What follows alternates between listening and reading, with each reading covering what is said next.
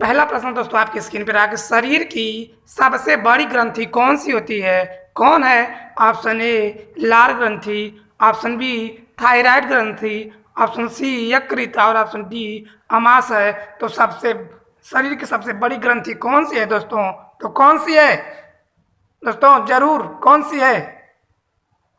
कौन सी है? तो दोस्तों यकृत जो है, सी ऑप्शन शरीर की सबसे बड़ी ग्रंथि है। दोस्तों क्वेश्चन स्टार्ट करने से पहले आप चैनल वल्लाना स्टडी पॉइंट में दोस्तों मैं आजाद चौहान आप सभी का बहुत बहुत स्वागत करता हूं। दोस्तों चैनल पर नए हैं तो चैनल को सब्सक्राइब करिए और बेल आइकन को प्रेस करिए ताकि जब भी मैं कोई नई वीडियो अपलोड करूं तो नोटिफिकेशन आपको मिल जाए। दोस्तों ये बायोलॉजी जीव विज्ञान से टॉप 30 मोस्ट इंपॉर्टेंट क्वेश्चन प्यार साथियों लिए गए हैं। ठीक है, तो पेपर पेन लेके बैठना, कथा नहीं हो रही है प्यार साथियों के। सत्यनारायण भगवान कथा सुने और सुन के हाथ शंख बजी 5 बार और हाथ जोड़ के चले गए। नहीं, पेपर पेन लेके बैठना। 30 में से कितना सही कर रहे हैं लास्ट में कमेंट करके बताना। मैं वीडियो के बीच बीच में नहीं कहता हूं कि लाइक करिए, शेयर करिए, सब्सक्राइब करिए। नहीं, वीडियो अंत तक देखिए, अच्छा लगे तभी लाइक शेयर करना दोस्तों, क्योंकि आप अंत तक देखेंगे तो आपको जरूर, मैं 100% कहता हूँ, जरूर बेनिफिट मिलेगी। तो अगर 30 क्वेश्चन ये रट लिए ना दोस्तों तो एग्जाम में आपसे पूछे ही जाएंगे यहाँ से प्रश्न। चलिए दूसरा प्रश्न रहा, मनुष्य में मादा जनन अंग से किस हार्मोन्स का स्राव होता है? तो किस हार्मोन्स का स्राव होता है? ऑप्शन ए, मेरे ऑप्शन बताने से पहले, आंसर बताने से पहले आप अपना आंसर ठीक कर लेंगे। Option A estrogen, option B progesterone, option C relaxation और ऑप्शन डी सभी कथन सही हैं। तो दोस्तों दूसरा का सही क्या हो जाएगा? दूसरा का सही क्या हो जाएगा बताइए, फटाफट कमेंट करिए दोस्तों। दूसरा का सही क्या हो जाएगा? तो दूसरा का सही हो जाएगा दोस्तों ऑप्शन सी हो जाएगा रिलैक्सेशन। ठीक है, तो जब भी एग्जाम में पूछे मनुष्य में मादा जनन अंग से किस हार्मोन्स का स्राव होता है, तो रिलैक्सेशन हार्मोन्स का स्राव होता है। ठीक है ना। अगला प्रश्न आपकी स्क्रीन पे लगा रहे हैं। अगला प्रश्न का आंसर बताइए प्यार साथियों, मनुष्य में ऐच्छिक गतियों का नियंत्रण किसके द्वारा होता है? तो किसके द्वारा होता है? ऑप्शन ए सेरिब्रम द्वारा, ऑप्शन बी थायराइड द्वारा, ऑप्शन सी सेरिबेलम द्वारा और ऑप्शन डी इनमें से कोई नहीं। तो मनुष्य में ऐच्छिक गतियों का नियंत्रण किसके द्वारा होता है? सही आंसर कौन सा हो जाएगा प्यार साथियों? सही आंसर आपका हो जाएगा, सही आंसर हो जाएगा दोस्तों, कौन सा हो जाएगा? सेरिब्रम, ऑप्शन ए सही हो जाएगा। क्या हो जाएगा? ऑप्शन ए सही हो जाएगा प्यार साथियों।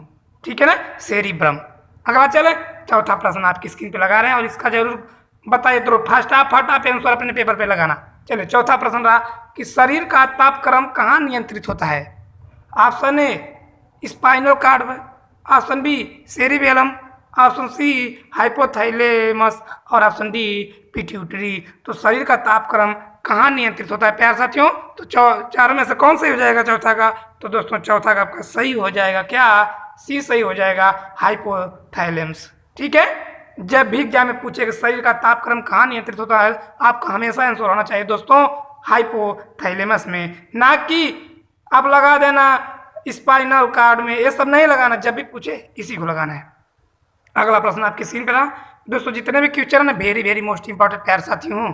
ठीक है, चाहे जो भी एग्जाम हो सबकी दृष्टि से बहुत महत्वपूर्ण क्वेश्चन है।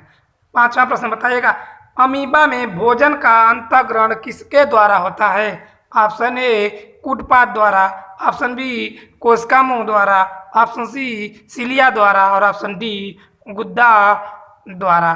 तो किसके द्वारा होता है दोस्तों? किसके द्वारा होता है? तो आपका पांचवा का सही हो जाएगा प्यारे साथियों। क्या हो जाएगा? कूटपाद द्वारा होता है। क्या हो जाएगा? पहला ऑप्शन ए ऑप्शन आपका सही हो जाएगा प्यारे साथियों। अगला चलते हैं, छठा प्रश्न आपकी स्क्रीन पर लगा रहे हैं दोस्तों। चलिए छठा प्रश्न का आंसर बताइएगा कि निम्न में कौन सा एंजाइम लार में पाया जाता है? बहुत ही महत्वपूर्ण क्वेश्चन है प्यारे साथियों, इग्नोर मत करना, वीडियो इन तक देखना, बहुत ही महत्वपूर्ण है। टॉप 30 क्वेश्चन दोस्तों लिए गए हैं। प्रश्न देखिएगा, फिर से पढ़ रहे हैं कि निम्न में कौन सा एंजाइम लार में पाया जाता है? Option A pepsin, option B trypsin, option C ptyalin और ऑप्शन डी काइमोट्रिप्सिन। तो दोस्तों लार में एंजाइम लार में कौन सा पाया जाता है? तो सही आंसर क्या हो जाएगा प्यार साथियों? सही आंसर हो जाएगा आपका टाइलिन पाया जाता है, सी ऑप्शन सही हो जाएगा दोस्तों। ठीक है, अगला चले सॉरी अगला प्रश्न आपकी स्क्रीन पर रहा दोस्तों। अगला प्रश्न रहा कि वह प्रक्रिया जिसके द्वारा मनुष्य श्वास ग्रहण करता है तथा छोड़ता है वह क्या कहलाती है? ऑप्शन ए श्वसन कहलाती है, ऑप्शन बी श्वासोच्छ्वास कहलाती है, ऑप्शन सी प्रश्वास कहलाती है और ऑप्शन डी निःश्वसन कहलाती है। तो दोस्तों क्या कहलाती है, सही क्या हो जाएगा? तो दोस्तों सातवां का सही आंसर क्या हो जाएगा? हो जाएगा दोस्तों श्वासोच्छ्वास कहलाती है। क्या कहलाती है? श्वासोच्छ्वास कहलाती है। जब भी पूछे कि सॉरी चलिए अगला प्रश्न देखेंगे, थोड़ा गले में प्रॉब्लम हो गया प्यारे साथियों। अगला प्रश्न आपकी स्क्रीन पर कि ऊर्जा उत्पादन के लिए कोशिका प्रायः किसका उपयोग करती है? ऑप्शन ए अमीनो अम्ल का, ऑप्शन बी ग्लूकोज का, ऑप्शन सी वसा अम्ल का और ऑप्शन डी भी दिखा दे रहा हूं दोस्तों, डी सुक्रोज का। सही आंसर क्या हो जाएगा दोस्तों? आपका चौथा ऑप्शन है सुक्रोज। तो दोस्तों चौथा का सही क्या हो जाएगा? क्या हो जाएगा प्यारे साथियों? आठवां का आपका सही हो जाएगा दोस्तों ग्लूकोज। क्या हो जाएगा? ग्लूकोज। अगला प्रश्न चले, नौवां प्रश्न आपकी स्क्रीन पर है दोस्तों,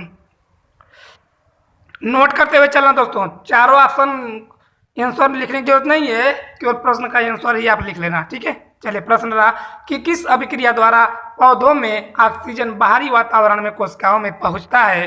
तो कैसे पहुंचता है? ऑप्शन ए किण्वन द्वारा, ऑप्शन बी विसरण द्वारा, ऑप्शन सी दहन द्वारा और ऑप्शन डी प्रकाश संश्लेषण द्वारा। तो किस अभिक्रिया द्वारा पौधों में ऑक्सीजन बाहरी वातावरण से कोशिकाओं में पहुंचता है दोस्तों? तो कैसे पहुंचता है जरूर कमेंट करना दोस्तों, कैसे पहुंचता है? कैसे पहुंचता है? तो ऑप्शन बी सही हो जाएगा, विसरण द्वारा पहुंचता है। अगला प्रश्न चलते हैं, आइए अगला प्रश्न आपकी स्क्रीन पर लगा रहे हैं प्यारे साथियों। चलिए, श्वसन की अभिक्रिया में खाद्य पदार्थों की परिणति क्या होती है? ऑप्शन ए विघटन होती है, ऑप्शन बी दहन, ऑप्शन सी परिवर्तन और ऑप्शन डी संश्लेषण। तो श्वसन की अभिक्रिया में खाद्य पदार्थों की परिणति क्या होती है दोस्तों? तो क्या होती है? तो दोस्तों सही आंसर हो जाएगा ए ऑप्शन विघटन होती है। दोस्तों पता है जितने भी मेरे भाई बहन सरकारी नौकरी की तैयारी कर रहे हैं दोस्तों, ऐसे ऐसे क्वेश्चन करा दूंगा प्यारे साथियों, वहाँ से एक भी क्वेश्चन नहीं बनेगा। अब बायोलॉजी से पूछे जाने वाले जो भी क्वेश्चन है आप ऐसे पढ़ेंगे ना दोस्तों, सिलेक्शन आपका 100% होगा। मैं चाहता हूँ कि जितने भी मेरे भाई बहन हैं सिलेक्शन सरकारी जॉब की तैयारी कर रहे हो, आगामी आने वाले एग्जाम में उनका सिलेक्शन ही होना चाहिए, ठीक है। अगर आप साथ में मेहनत करेंगे दोस्तों तो सिलेक्शन आपका कोई रोक भी नहीं सकता है प्यारे साथियों, ठीक है ना। चलिए अगला प्रश्न देखते हैं प्यारे साथियों। आपके प्रश्न आपकी स्क्रीन पर आ, बस आप मन से पढ़िए, समझिए कि नौकरी आपके कदमों में होगी प्यारे साथियों। अगर टाइम पास कर रहे हैं, किसी को धोखा में रख रहे हैं तो कहीं कुछ नहीं होने वाला है दोस्तों, ठीक है। मैं बार बार कहता हूँ कि वीडियो अंत तक देखिए, अधूरा देखना नहीं है, क्योंकि अधूरा ज्ञान कभी काम नहीं आता है दोस्तों। इसलिए मैं बोलता हूँ वीडियो अंत तक देखिए, आधा देखने से अच्छा है। मैं शुरू में ही बोल देता हूँ कि आप अभी छोड़ दीजिए, ठीक है। प्रश्न 11 हमारा, खाद्य पदार्थों का पौधों में स्थानांतरण का मुख्य रूप कौन सा है? Option A glucose, option B starch, option C sucrose और ऑप्शन डी प्रोटीन। तो खाद्य पदार्थों का पौधों में स्थानांतरण का मुख्य रूप कौन सा है? तो दोस्तों कौन सा है? इसका सही हो जाएगा, क्या हो जाएगा? सुक्रोज। सी ऑप्शन सही हो जाएगा प्यारे साथियों, ठीक है। चले अगला, और मैं 2 बार इसलिए पढ़ दे रहा हूँ क्वेश्चन को आपके दिमाग में अभी बैठ जाए, वीडियो अच्छे से देख लेंगे, क्वेश्चन नोट कर लेंगे और एग्जाम से पहले रिवीजन करके जाएंगे प्यारे साथियों, अच्छे अंक से पास होंगे आप प्यारे साथियों, ठीक है ना। चलिए प्रश्न नंबर 12 हमारा, एक स्वस्थ मनुष्य का रक्तचाप होता है? वेरी मोस्ट इंपॉर्टेंट क्वेश्चन है प्यारे साथियों, बहुत बार एग्जाम में पूछे गए और आपसे पूछे भी जाएंगे। तो एक स्वस्थ मनुष्य का रक्तचाप कितना होता है? ऑप्शन ए 90 से 60, ऑप्शन बी 120 से 80, ऑप्शन सी 200 से 120 और ऑप्शन डी 140 से 160। तो दोस्तों इसका सही आंसर हो जाएगा, क्या हो जाएगा? 120 से 180 के मध्य क्या होता है? एक स्वस्थ मनुष्य का रक्त का चाप होता है, ठीक है। अगला प्रश्न आपकी स्क्रीन पर रहा दोस्तों, 13 प्रश्न आपकी स्क्रीन पर रहा कि मनुष्य के मस्तिष्क की सबसे बाहरी झिल्ली है? वेरी मोस्ट इंपॉर्टेंट प्यारे साथियों। तो option A pia mater, option B mater, option C dura mater और ऑप्शन डी एरेक्नोवाइड। तो दोस्तों मनुष्य के मस्तिष्क की सबसे बाहरी झिल्ली कौन सी होती है? तो कौन सी होती है प्यारे साथियों? ड्यूरामीटर होती है। कौन सा? ऑप्शन सी ऑप्शन सही हो जाएगा, ड्यूरामीटर। याद रखना, गलत नहीं करना है प्यारे साथियों, एक भी क्वेश्चन इस बार आपको गलत नहीं करना है भाई, जैसे पढ़ाऊँ वैसा पढ़िए, सिलेक्शन आपका होकर रहेगा। चलिए प्रश्न रहा, मनुष्य के सूंघने की क्षमता को नियंत्रित करता है? कौन नियंत्रित करता है? ऑप्शन ए ऑप्टिक पाली, ऑप्शन बी घ्राणेंद्रिय पाली, ऑप्शन सी सेरिब्रम और ऑप्शन डी इनमें से कोई नहीं। तो मनुष्य के सूंघने की क्षमता को कौन नियंत्रित करता है दोस्तों? तो कौन नियंत्रित करता है दोस्तों? सही आंसर क्या हो जाएगा? घ्राणेंद्रिय पाली, बी ऑप्शन सही हो जाएगा। क्या हो जाएगा? घ्राणेंद्रिय पाली। 15वां प्रश्न आपकी स्क्रीन पे रहा प्यारे साथियों। चलिए, मनुष्य में बुद्धि एवं चतुराई का केंद्र है। Option A cerebellum, option B hypothalamus, option C cerebrum और ऑप्शन डी स्पाइनल कार्ड। तो दोस्तों मनुष्य में बुद्धि एवं चतुराई का केंद्र किसे कहा जाता है, या कौन सा है, या केंद्र है तो कौन है दोस्तों? 15 का आपका क्या हो जाएगा? सेरिब्रम। क्या हो जाएगा? सेरिब्रम मनुष्य में बुद्धि एवं चतुराई का केंद्र है। अगला प्रश्न रहा 16वां प्रश्न आपकी स्क्रीन पे। रक्त में ग्लूकोज की मात्रा नियंत्रित रहता है।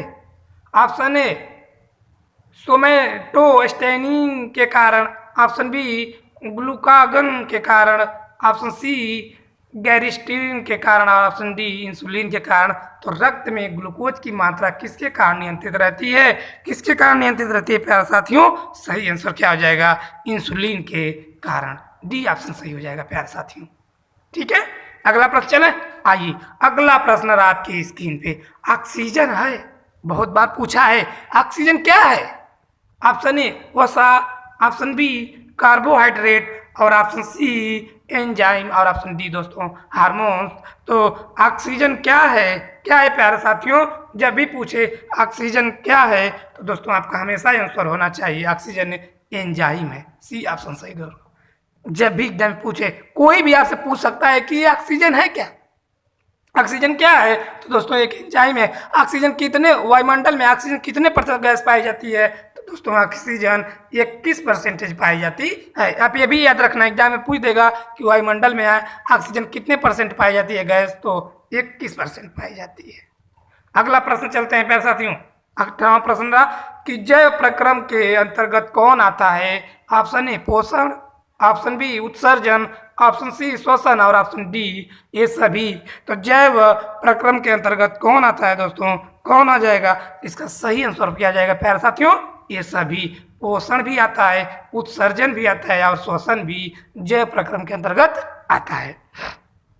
अगला प्रश्न प्यारे साथियों आपकी स्क्रीन पे रहा। अगला बताइएगा कि गोबर छत्ता किसके अंतर्गत आता है? मैं कह रहा हूँ प्यारे साथियों, सभी इतने मोस्ट इंपोर्टेंट क्वेश्चन कराने प्यारे साथियों ना कि एक भी क्वेश्चन इससे बाहर नहीं पूछे जाएंगे जितना मैं करा दूंगा दोस्तों। चलिए, प्रश्न रहा कि गोबर छत्ता किसके अंतर्गत आता है? ऑप्शन ए परजीवी के, ऑप्शन बी स्वपोषी के, ऑप्शन सी मृत जीवी के और ऑप्शन डी परासरणी के। तो सही आंसर क्या हो जाएगा दोस्तों? 19 का आपका सही आंसर हो जाएगा प्यारे साथियों। क्या हो जाएगा? मृत जीवी के अंतर्गत गोबर छत्ता आता है। ठीक है, 20वां प्रश्न आपकी स्क्रीन पे लगा रहे हैं दोस्तों कि वायुमंडल में सामान्यतः CO2 पाया जाता है। CO2 ये रासायनिक नाम है, इसका नाम क्या है वो आप कमेंट करके बताएंगे दोस्तों। ठीक है ना, मैं बताया हूँ, इसको वन लाइनर क्वेश्चन कराया हूँ तो मैं आपको वहाँ पे बताया हूँ, यहाँ पे आप जरूर कमेंट करके बताना वायुमंडल में सामान्यतः CO2 गैस कितने परसेंटेज पाई जाती है? कितने परसेंटेज पाई जाती है? Option A 78% option B 21%, option C 4% और ऑप्शन डी 0.03% है। तो वायुमंडल में CO2 कितना पाया जाता है प्यारे साथियों? तो इसका ऑप्शन सही हो जाएगा। क्या सही हो जाएगा? डी ऑप्शन सही हो जाएगा, 0.03%। ठीक है, इसका नाम आप मुझे कमेंट करके बताएं। 78% पूछ दे कौन सी गैस पाई जाती है, तो नाइट्रोजन गैस 78% पाई जाती है प्यारे साथियों। वायुमंडल में सबसे अधिक मात्रा में कौन सी गैस पाई जाती है, तो नाइट्रोजन गैस पाई जाती है। कितने परसेंटेज पूछे, तो 78% पूछे। अभी मैंने बताया ना कि 21% कौन सी गैस पाई जाती है, तो ऑक्सीजन दोस्तों 21% पाया जाता है। यह वायुमंडल में द्वितीय गैस है। ठीक है, आगे चलते हैं। आइए, सभी क्वेश्चन को याद रखना दोस्तों, ये नाइट्रोजन को भी ऑक्सीजन को भी। और तो मैंने बताया CO2 का हिंदी नाम मुझे बताएंगे, इसका पूरा नाम क्या होता है। अगला प्रश्न रहा कि छाया में पनपने वाले पौधों को क्या कहते हैं? Option A heliophytes, option B थियोफाइट्स, ऑप्शन सी सियोकाइट्स और ऑप्शन डी इनमें से कोई नहीं। तो छाया में पनपने वाले पौधों को क्या कहते हैं प्यारे साथियों? क्या कहते हैं? तो दोस्तों उसे क्या कहते हैं? CO काइट्स कहते हैं। सी ऑप्शन सही हो जाएगा प्यारे साथियों। ठीक है, चलिए अगला प्रश्न देखेंगे। अगला प्रश्न रहा प्यारे साथियों, मनुष्य में मुख्यतः श्वसन अंग क्या है? मनुष्य में मुख्यतः श्वसन अंग क्या है? ऑप्शन ए फेफड़ा, ऑप्शन बी नाक, ऑप्शन सी ट्रैकिया और ऑप्शन डी क्लोम। तो दोस्तों कौन सा सही हो जाएगा? सही हो जाएगा दोस्तों श्वसन केंद्र कौन सा है? फेफड़ा है। ठीक है, ए ऑप्शन सही हो जाएगा। आगे चलें, अगला प्रश्न आपकी स्क्रीन पर रहा दोस्तों कि निम्न में कौन सी बीमारी श्वसन तंत्र से संबंधित है? Option A diarrhoea, option B TB, option C pneumonia और ऑप्शन डी बी और सी दोनों। तो दोस्तों कौन सी बीमारी श्वसन तंत्र से संबंधित है? कौन सी है? तो दोस्तों सही आंसर क्या हो जाएगा प्यारे साथियों? सही आंसर हो जाएगा बी और सी दोनों। क्या हो जाएगा? बी और सी दोनों, क्योंकि टीबी भी संबंधित है और निमोनिया भी संबंधित है। अगला प्रश्न चलते हैं। आइए अगला प्रश्न आपकी स्क्रीन पर है कि उच्च रक्तचाप की अवस्था को क्या कहते हैं? ऑप्शन ए हाइपोटेंशन कहते हैं, ऑप्शन बी पक्षाघात या पक्षाघात कहते हैं, ऑप्शन सी हाइपरटेंशन कहते हैं और ऑप्शन डी इनमें से कोई नहीं। तो ये पूछे कि उच्च रक्तचाप की अवस्था को क्या कहते हैं, तो हाइपरटेंशन कहते हैं। हाइपोटेंशन लगा के मत आना प्यारे साथियों, आपको कंफ्यूजन करने के लिए दिया रहेगा। ठीक है, सी ऑप्शन सही हो जाएगा। अगला चलते हैं। 25वां प्रश्न आपकी स्क्रीन पर रहा कि मछलियों में उत्सर्जित पदार्थ क्या है? क्या है? ऑप्शन ए इम्यूनो अम्ल, ऑप्शन बी यूरिक अम्ल, ऑप्शन सी यूरिया और ऑप्शन डी अमोनिया। तो मछलियों में उत्सर्जित पदार्थ कौन सा है प्यारे साथियों? कौन सा है? तो दोस्तों क्या है? मछलियों में उत्सर्जित पदार्थ क्या है? अमोनिया है। डी ऑप्शन सही हो जाएगा मित्रों। ठीक है, आगे चलते हैं। 26वां प्रश्न आपकी स्क्रीन पर प्यारे साथियों। ठीक है, यहाँ पढ़ाई ज़्यादा बातें कम होती है दोस्तों। मैं बातें कम करता हूँ, पढ़ाता ज़्यादा हूँ, क्योंकि आपका सिलेक्शन मेरा मुख्य उद्देश्य है प्यारे साथियों। मैं छोटी वीडियो बनाना चाहता हूँ ताकि आप अच्छे से पढ़ लें, कम समय में अच्छा बेनिफिट मिले, आपको अच्छा लाभ मिले। ठीक है ना। चलिए प्रश्न रहा कि पौधे में आवश्यकता से अधिक जल किस प्रक्रिया द्वारा बाहर निकालते हैं? तो ऑप्शन ए अवशोषण द्वारा, ऑप्शन बी वाष्पोत्सर्जन द्वारा, और सी उत्सर्जन द्वारा और ऑप्शन डी प्रकाश संश्लेषण द्वारा। तो पौधों में आवश्यकता से अधिक जल किस प्रक्रिया द्वारा बाहर निकालते हैं प्यारे साथियों? किस प्रक्रिया द्वारा बाहर निकालते हैं? सही आंसर क्या आ जाएगा? वाष्पोत्सर्जन द्वारा बाहर निकालते हैं। बी ऑप्शन सही हो जाएगा प्यारे साथियों। अगला चले, आइए अगला प्रश्न आपकी स्क्रीन पर रहा। अगला प्रश्न रहा कि निम्न में से किसे प्रकाश संश्लेषी अंगक कहते हैं? किसे कहते हैं? ऑप्शन ए पत्ती को, ऑप्शन बी हरित लवक को, ऑप्शन सी स्टोमाटा को और ऑप्शन डी जड़ को। तो किसे प्रकाश संश्लेषी अंगक कहते हैं? किसे कहते हैं दोस्तों? तो पत्ती को कहते हैं। ये ऑप्शन सही हो जाएगा प्यारे साथियों। ठीक है, क्या हो जाएगा? ए ऑप्शन सही हो जाएगा। पत्ती को प्रकाश संश्लेषी अंगक कहते हैं। अगला प्रश्न रहा प्यारे साथियों आपकी स्क्रीन पे कि पौधों में गैसों के आदान प्रदान के लिए रहते हैं, क्या रहते हैं? ऑप्शन ए जड़, ऑप्शन बी रंध्र, ऑप्शन सी टहनी और ऑप्शन डी तना। तो पौधों में गैस के आदान प्रदान के लिए क्या रहते हैं प्यारे साथियों? तो क्या रहते हैं? सही आंसर हो जाएगा मित्रों। क्या हो जाएगा? रंध्र रहते हैं। ठीक है, बी ऑप्शन सही हो जाएगा। अगला प्रश्न दोस्तों आपकी स्क्रीन पर रहा, फटाफट देखते हैं। ठीक है ना। चलिए, फेफड़ा का आकार होता है, कैसा होता है? ऑप्शन ए गोलाकार, ऑप्शन बी बेलनाकार, ऑप्शन सी शंक्वाकार और ऑप्शन डी अंडाकार। तो फेफड़ा का आकार कैसा होता है? तो दोस्तों कैसा होता है? इसका सही आंसर हो जाएगा फेफड़ा का जो आकार होता है वह शंक्वाकार होता है। सी ऑप्शन सही हो जाएगा। ठीक है, क्या हो जाएगा? जब भी पूछे फेफड़ा का आकार कैसा होता है तो आंसर आपका होना चाहिए शंक्वाकार होता है। अगला प्रश्न और लास्ट प्रश्न प्यारे साथियों, भोजन का पाचन किस प्रकार की अभिक्रिया है? ऑप्शन ए उपचयन, ऑप्शन बी संयोजन प्रक्रिया, ऑप्शन सी अपचयन प्रक्रिया और ऑप्शन डी विस्थापन प्रक्रिया। तो भोजन का पाचन किस प्रकार की अभिक्रिया है दोस्तों? तो 30 का आपका सही क्या हो जाएगा? क्या हो जाएगा प्यारे साथियों? ऑप्शन ए सही हो जाएगा, उपचयन प्रक्रिया है। दोस्तों वीडियो कैसी लगी? अच्छी लगी? लाइक करिए, शेयर करिए, अब चैनल को सब्सक्राइब जरूर कर लेना दोस्तों, क्योंकि आपका चैनल है, अपने परिवार से जोड़िए और अपने दोस्तों को भी जोड़िए, ठीक है ना। यहाँ आपके सिलेक्शन से रिलेटेड केवल बातें होती हैं प्यारे साथियों। जितने भी मेरे भाई बहन हैं सरकारी नौकरी की तैयारी कर रहे हैं, उनका सिलेक्शन ही मेरा मुख्य प्रयास है दोस्तों, ठीक है, और कुछ नहीं। चलिए मिलेंगे अगली वीडियो में, ऐसे धमाकेदार वीडियो लेके मैं आऊँगा। इसी के साथ जय हिंद, वंदे मातरम प्यारे साथियों।